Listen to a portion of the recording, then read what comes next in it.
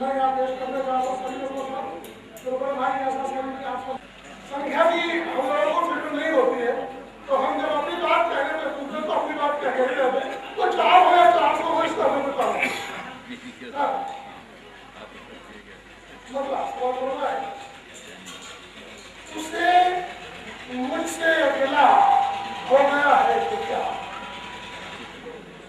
उसे मुझसे गिला हो गया है तो क्या, हो गया है तो क्या, उसे मुझसे गिला हो गया है तो क्या, है भाई तो भाई ही कहलाएगा। है भाई तो भाई ही कहलाएगा। वो मुझसे खफा हो गया है भाई तो भाई ही कहलाएगा। वो मुझसे खफा हो गया है तो क्या, और क्या देखें मैं उसको कभी भूल सकता नहीं, वो मुझसे जुदा हो गया है। मैं उसको कभी भूल सकता नहीं, वो मुझसे जुदा हो गया है तो क्या। शास्त्री जी देखे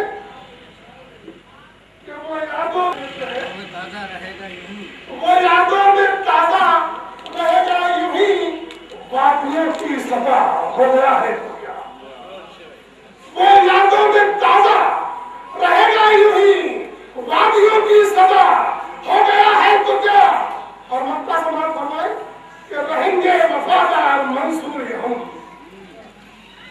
रहेंगे वफादार मंसूर हम, वो अगर बेवफा हो गया है तो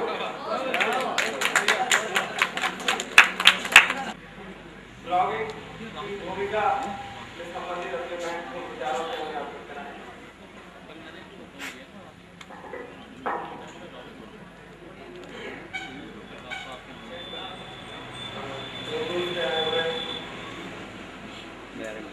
हमारे ब्लॉगर मित्रों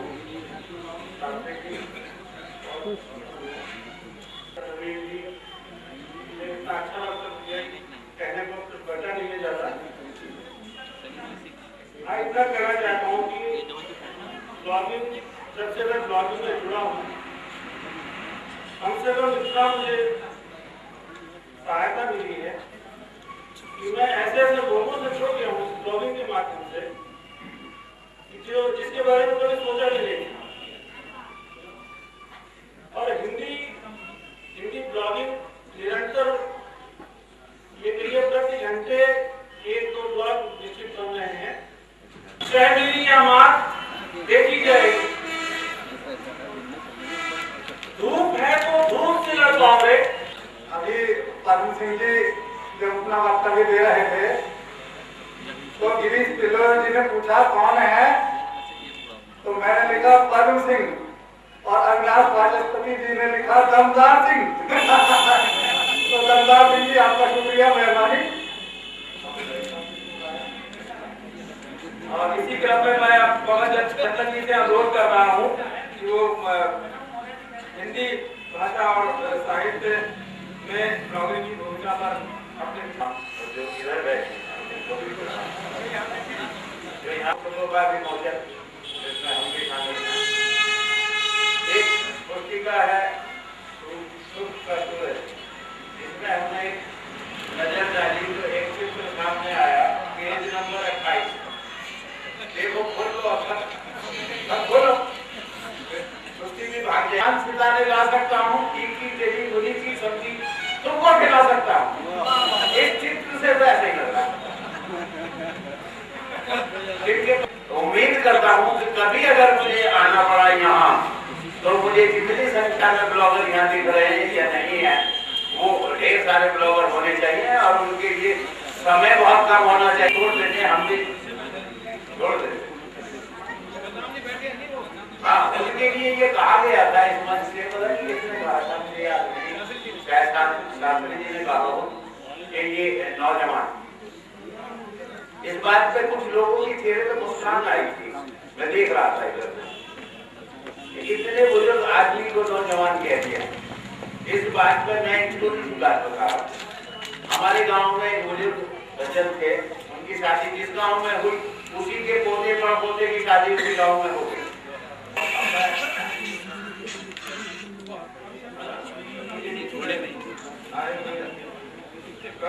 और धीरे धीरे ब्लॉगिंग जी को मंच पर आमंत्रित कर रहा हूं।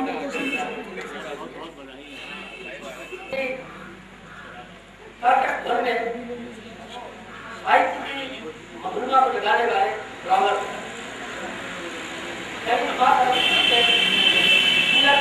को एक स्थान में ले जाने वाले ब्राह्मण आपको बना मोहम्मद की एक पंक्ति याद आती है मुझे कि हृदय या सहका साहित्य जो हिस्से युक्त हो वही साहित्य है। डॉक्टर साहब ने दोनों शायद पढ़ी तो जो हो रही है दूसरी कक्षा में हर बार हमारा एक ही परिचय दिया मैं उनका मित्र हूँ। मैं इस बात से बहुत ही प्रसन्न हूँ कि मेरी बाकी बातें भूल करके उन्हें हमारी केवल मित्रता याद रहती है। इससे बढ़कर मेरे लिए कुछ भगवान वाली बात नहीं है। तो ये बात संस्कृत में या कहीं पर लोगों ने उंगली उठा दी बगला भगत पर, बच्चे उस बगला भगत पर उंगली उठाएंगे तो अभी से बगला भगत करने के लिए वो अपनी तैयारी नहीं करेंगे और बड़ी गंध को परिवर्तन का हिसाब का इतना सराहनीय है, मन प्रसन्न होता है। उसके बाद एक पुस्तक जो इस परिवर्तन को जो परिवर्तन में आया है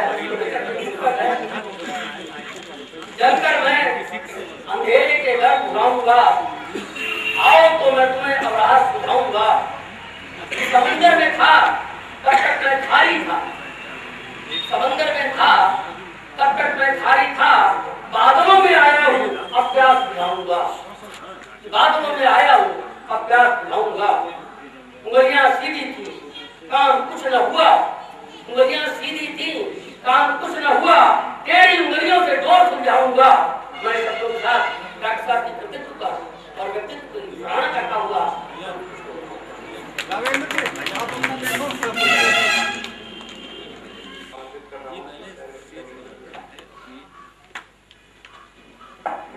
आदरणीय डॉक्टर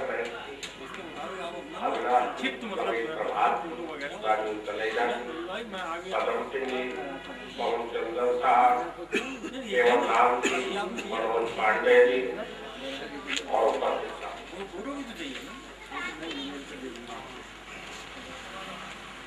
हिंदी साहित्य या यूं कहिए कि चिट्ठा जगत जो है वो संपादक अभिव्यक्ति एक अपना विशेष पूरी दुनिया है। नंबर एक। नंबर दो,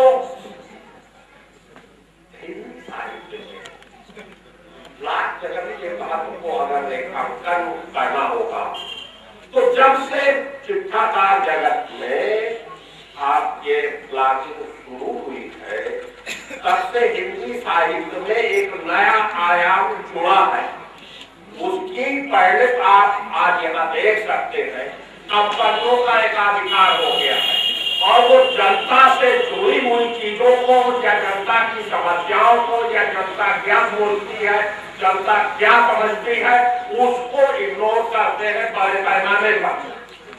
उस सारी चीजें आपके शिक्षा जगत से नहीं जुड़े हैं। बड़े बड़े साहित्यकार वो अपनी रचनाएं या अन्य वेबसाइट के ऊपर डालने के लिए लालायित रहते हैं। बहुत सारे साहित्यकार हैं जो आपके कंप्यूटर में चला सकते हैं, क्षमता है। हम उन सारे लोगों के आर्टिस्ट, उनकी कविताएं, उनकी तमाम सारी चीजें उनके नाम से अपने ब्लॉग के ऊपर प्रकाशित करते हैं और ध्यान देने की जरूरत है। तो आज ये क्षेत्र है क्योंकि आपका ब्लॉग जगत तभी समृद्ध होगा जब आप हिंदी में तमाम सारी चीजों को आप ब्लॉग जगत में उपलब्ध करावेंगे, चाहे वो मैथ की बात हो, चाहे तकनीक की बात हो, चाहे साइंस की बात हो, चाहे भविष्य की बात हो, तभी आप ये संभव है। आदरणीय शास्त्री जी का विचार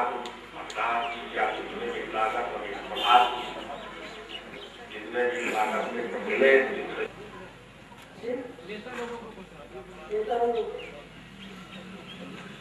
बड़ा प्यार है नेताओं पर आपका। आप विशेष करते हैं ना इसलिए समस्त वहाँ से आए हुए सम्मानित कवि एवं साहित्यकार बंधु तथा सभी आनंद वर्ग, मेरा सभी को प्रणाम। अपने डॉक्टर डॉक्टर शास्त्री जी महर्षि जी की जब 2 पुस्तक अभी प्रकाशित हुई तो मैंने कुछ थोड़ा उनको जो है देखा ध्यान से, मुझे बहुत अच्छा लगा। और डॉक्टर के बारे में मैं कहीं कहूँगा 25-30 वर्ष से मैंने निकट से जानता हूँ। पहले कम देखते थे लेकिन अब दिन प्रतिदिन साहित्य के अंदर खो गए। वास्तव में जब तक कोई किसी चीज में खोता नहीं है तो उनमें कोई उपलब्धि नहीं मिलती। मैं इसमें देंगे कि उसके बाद एकांकी लिखे, उसके बाद भजन लिखे, उसके बाद देशभक्ति के गीत मैंने प्रस्तुत हुए। तो मतलब जैसे गीत था मेरा, मैंने लिखा था कि हम क्या है ये हमें देख कर पता करना चाहिए। मैंने लिखा था धर्म कर्म और संस्कृति से, धर्म कर्म और संस्कृति से मैं भारत का परिचायक हूँ और जन जन में हो राष्ट्रभाग इतिहास पृष्ठ का नायक हूँ। ये मेरा गीत था देशभक्ति का। और दूसरा गीत है मिली जुली संस्कृति हमारी, मिली जुली संस्कृति हमारी, अरे देश काल परिपाटी है।